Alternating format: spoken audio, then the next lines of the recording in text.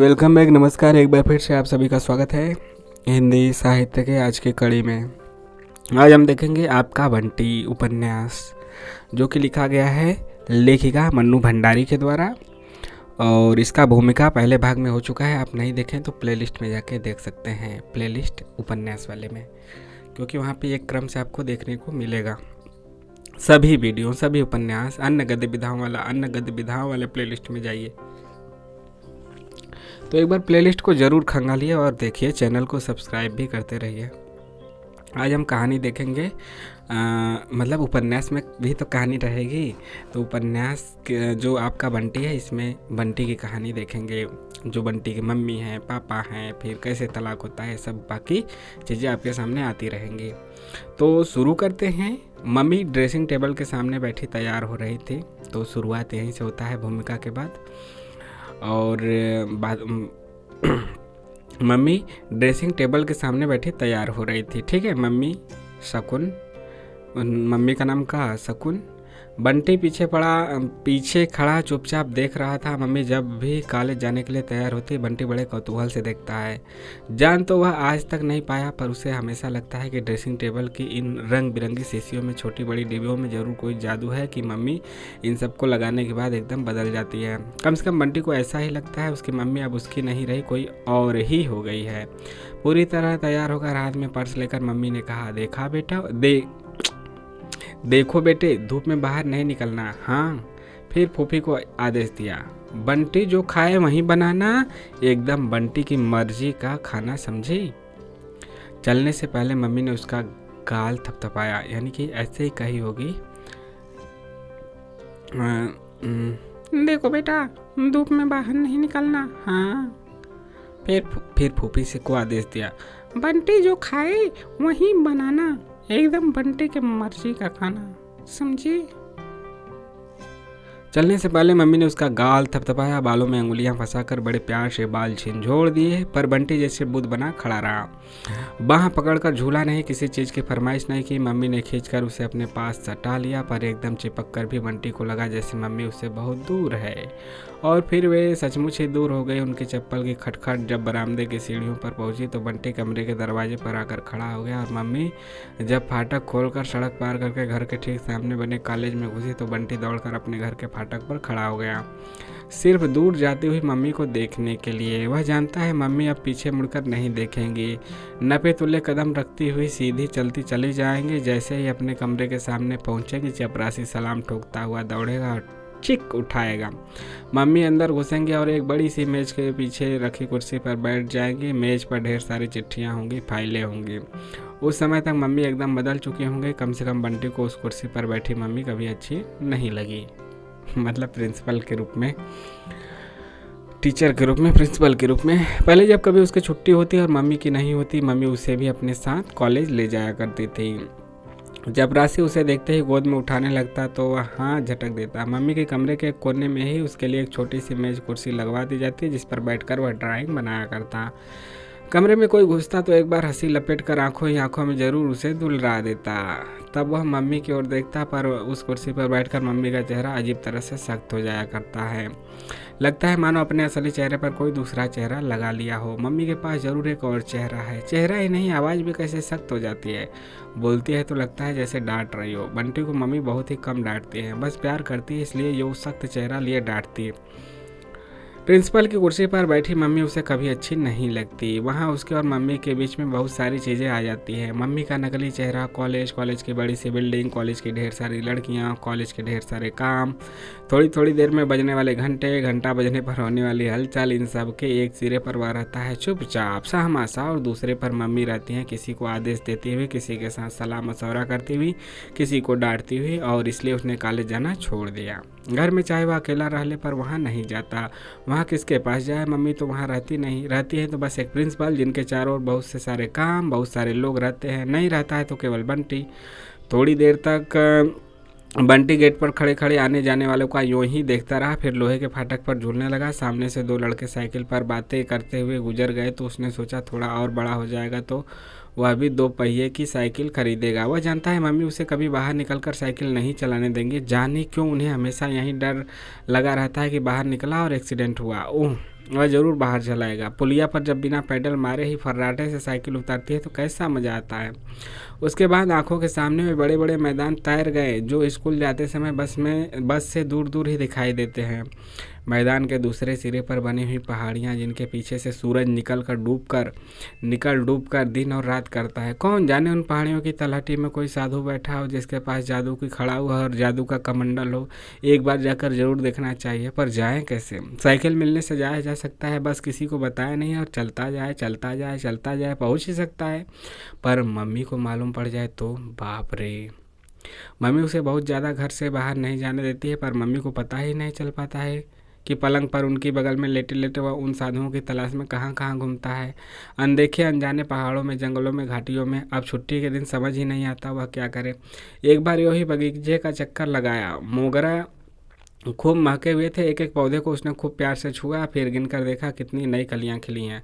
हर एक पौधे की फूल पत्तियों का हिसाब किताब उसके पास है। एक दो पौधों की पत्तियां गंदी लगी तो जल्दी से पाइप लेकर उनको धोया, कुछ इस ढंग से जैसे मम्मी सवेरे सवेरे उसका मुंह धुलाती हैं। बस हो गए साहब, चलो अब हवा में छू लो। भीतर आया तो कमरे में घुसते ही नज़र ड्रेसिंग टेबल पर गई। वहीं रंग बिरंगी शीशियाँ और मम्मी का वहीं से चेहरा याद आ गया। रूखा रूखा और एकदम बदला हुआ। कैसे बदल जाता है चेहरा, और तब न जाने कितनी बातें एक साथ दिमाग में घुमाने लगी। तुम यहाँ खड़े खड़े क्या कर रहे हो बंटी भैया? चलकर नहा काहे नहीं लेते? हाथ में झाड़ू लिए फूफी घुसी तो बंटी ने झाड़ू छीन लिया और उसके हाथ पर झूलता हुआ बोला, फूफी वह कहानी सुनाओ तो सोनल रानी की, जो सचमुच डायन थी और रानी बनकर रहती थी। ए लो और सुनो, यह कहानी सुनने का वक्त है, काम सारा पड़ा है।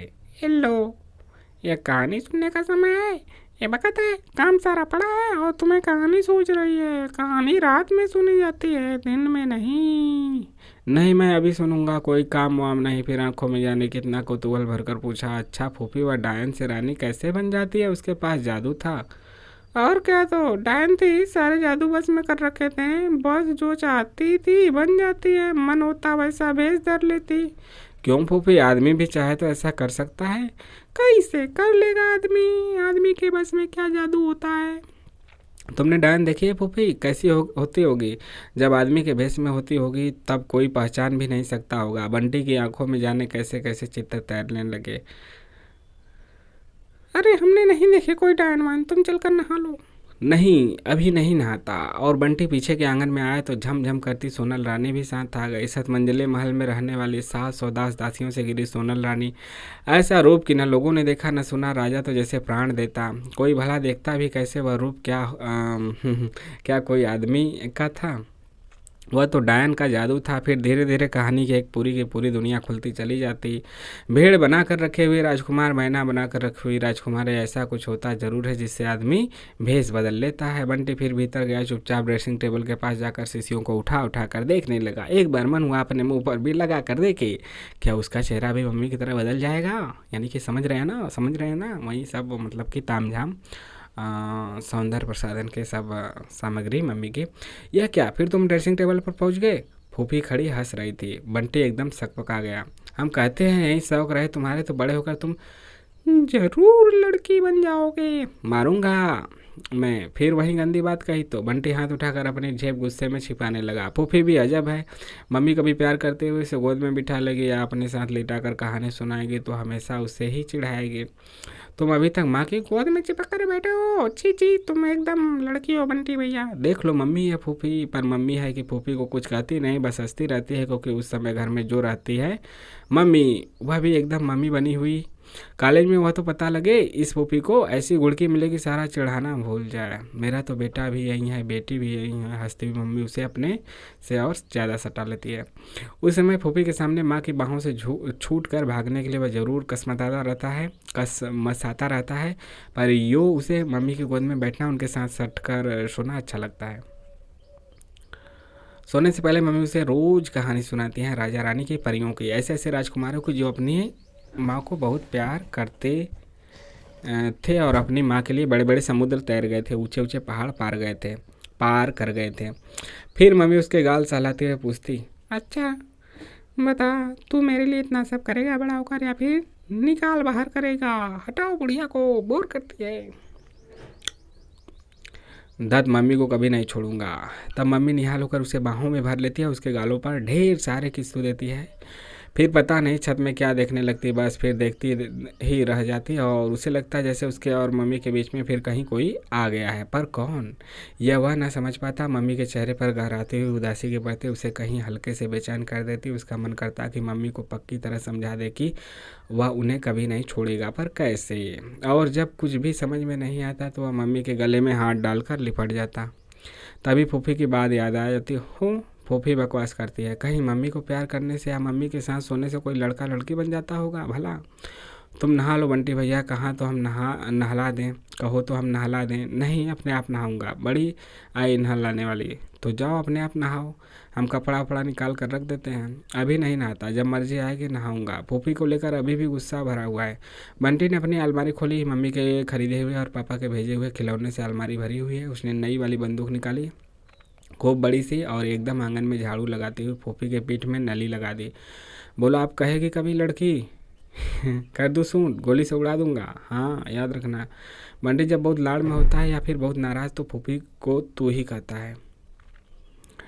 और क्या, अब तुम बंदूक ही तो मारोगे, इसी दिन के लिए तो पाल पोस कर बड़ा किया है। तब पता नहीं क्यों मम्मी की कोई बात याद आ गई और बंटी का हाथ अपने आप हट गया।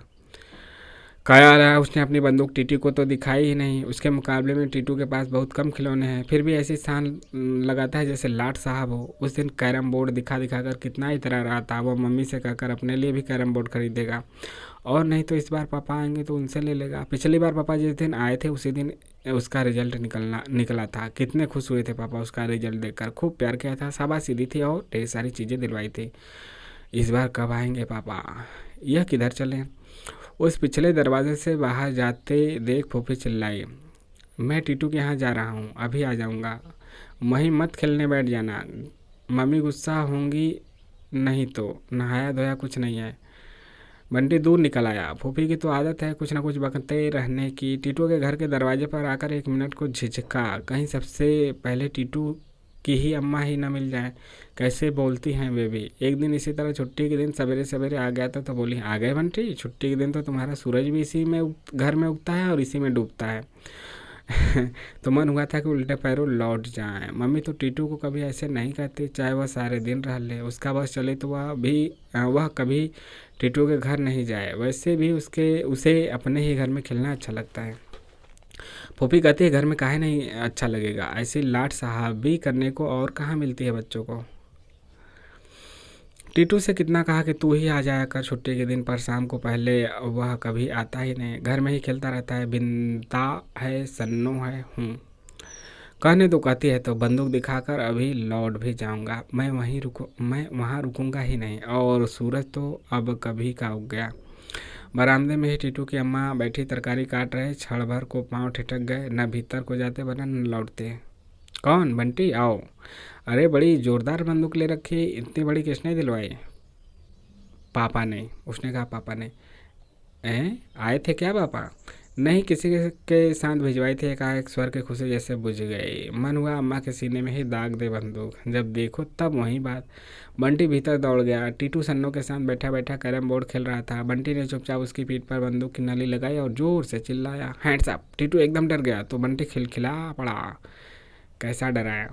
अरे इतनी बड़ी बंदूक, देखो जरा। टीटू इतनी बड़ी बंदूक देखकर एकाएक उत्साह में आ गया। चल बाहर चलकर निशाना लगाएंगे। आज वह भी आसानी से बंदूक नहीं देगा। उस दिन कैरम को लेकर कैसा इतरा रहा था।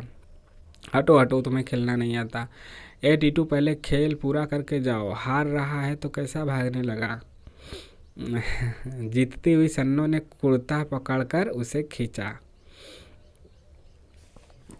ले खेल और खेल। टीटू ने दोनों हथेलियों से सारी गोटी को इधर उधर छितरा दिया। मतलब वो जो सन्नो है और टीटू है, भाई बहन, वह उनकी बात है। बंटी को लेकर बाहर भाग गया। हारू हारू खिसियाई से सन्नो चीखती रही। मुग्ध भाव से बंदूक पर हाथ फेरते हुए टीटू ने कहा, दिखा तो यार जरा। खाली देखने से काम नहीं चलेगा, समझना पड़ता है। या कोई 8 आने वाला तमंचा नहीं है जो हर कोई चला ले। बंटी अपने को महत्वपूर्ण महसूस करने लगा। अभी खरीदा है? बड़ी ललचाई से नज़रों से देखते हुए टीटू ने पूछा। नहीं, पापा ने भिजवाई है, बड़े रौब से बंटी ने जवाब दिया और उसी रौब के साथ वह उसमें उसमें कारतूस भरने लगा। चल, तेरे पापा साथ नहीं रहते तब भी तेरे लिए चीज़ें तो खूब भेजते रहते हैं। और क्या, इस बार आएंगे तो मेरे लिए बड़ा वाला मैकेनो लाएंगे। मैं तो मम्मी से जो मांगता हूँ मम्मी झट दिलवा देती है। बंदूक हाथ में मिल जाती तब टीटू फिर भी बंटी के इस रौब को जैसे तैसे झेल जाता, पर खाली बातों का रौब। क्या रे बंटी, तेरा मन नहीं होता कि पापा तेरे साथ रहे? बंटी का कमजोर हिस्सा वह जानता है। बंटी चुप, बस बंदूक के घोड़े को ऊपर नीचे करता रहता है। जब यहाँ आते हैं तो तू कहता क्यों नहीं, पर अब शायद रह नहीं सकते। बंटी ने बड़े प्रश्नवाचक भाव से टीटी को ओर देखा। तेरे मम्मी पापा में तलाक जो हो गया है? न चाहते हुए भी बंटी पूछ बैठा। तलाक? तलाक क्या होता है? तू नहीं जानता बुद्धू कहीं का? मम्मी पापा का जो लड़ाई होती है ना, उसे तलाक कहते हैं। तुझे कैसे मालूम? मेरी अम्मा बता रही थी, पापा बता रहे थे। बंटी तब भी भीतर ही भीतर कहीं अपमानित हो गया। ठाए ठाए वह हवा में बंदूक दागने लगा और टीटू को अपनी बंदूक से पूरी तरह चकित करके बिना एक बार भी उसे चलाने का अवसर दिए वापस लौट आया। मन में जाने कैसा गुस्सा उफन रहा था। उसने मम्मी पापा की बात उसे नहीं मालूम और टीटू को मालूम, उसके मम्मी पापा की बात उसे नहीं मालूम और टीटू को मालूम। पापा साथ नहीं रहते तो क्या हुआ, वे तो शुरू से ही साथ नहीं रहते। वह तो हमेशा से ही मम्मी के पास रहता है। उसकी मम्मी कोई ऐसी वैसी है, कॉलेज की प्रिंसिपल है। आते जाते लोग कैसे सलाम ठोकते हैं, करेगा कोई ऐसे सलाम इनकी मम्मा को? और पापा पास नहीं रहते तो क्या हुआ, उसे प्यार तो खूब करते हैं। टीटू के पापा तो जब देखो तब डांटते ही रहते हैं। उस दिन उसके सामने एक ऐसा कान उमेठा था कि पें बोल गई। सारा चेहरा सुर्ख होया। अच्छा है, पापा के साथ रहो, डांट खाओ, पीटो, कान खिंचवाओ, पर मम्मी को तो ऐसा नहीं करना चाहिए ना। मम्मी उसे पापा की बात बताती क्यों नहीं? कितनी ही बार उसने मम्मी से यह बात करनी चाहिए, पर जब भी वह ऐसी बात करता मम्मी का चेहरा जाने कैसा कैसा हो जाता। उसे डर सा लगने लगता, फिर उससे कुछ भी नहीं पूछा जाता। इस बार पापा आएंगे तो वह पापा से पूछेगा कि वह दोनों दोस्ती क्यों नहीं कर लेते। पापा तो उसकी बात बहुत मानते हैं, जहाँ कहता है वहीं घुमाने ले जाते हैं। जो मांगता है वहीं दिला देते हैं। यह बात नहीं मानेंगे। अब तो वह बड़ा हो गया है, पापा को समझा सकता है। पर मम्मी पापा की लड़ाई क्यों हुई? मम्मी कभी पापा की बात नहीं करती। पापा आते तो सर्किट हाउस में ठहरते हैं, मम्मी को बुलाते भी नहीं, मम्मी की बात भी नहीं करते। क्या इतने बड़े बड़े लोग भी लड़ते हैं ऐसी लड़ाई जिसमें कभी दोस्ती ही ना हो? क्या मम्मी को पापा की याद नहीं आती होगी? शाम को मम्मी लॉन में पलंग डालकर लेटी है। मौसम में हल्की सी ठंडक है, पर फिर भी बाहर खूब अच्छा लग रहा है। मम्मी की छाती पर एक खुली हुई किताब उल्टी रखी है। आसमान में जाने क्या देख रही है मम्मी? बंटी दौड़ दौड़ कर क्यारियों में पानी डाल रहा है। टीटू पाइप लेकर पौधे धो रहा है।